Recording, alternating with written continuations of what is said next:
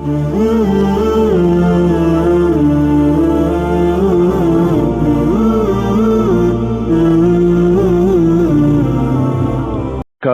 مبارکه سوره چې د قران عظیم شان یو سل نهمه سوره ده په مکه معظمه کې را نازله شوې ده. شپږ مبارک آیاتونه لري. تلاوت او پښتو ترجمه یې له لومړي آیت څخه اوري. أعوذ بالله من الشيطان الرجيم. پناه وړم الله تعالی شړل شوي شیطان څخه. بسم الله الرحمن الرحيم. د الله په نوم چې ډیر زیات مهربان پورا رحم لرونکی دی. قل يا أيها الكافرون لا أعبد ما تعبدون ولا أنتم عابدون ما أعبد.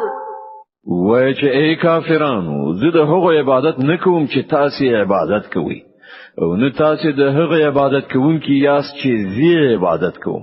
ولا أنا عابد ما عبدتم ولا أنتم عابدون ما أعبد.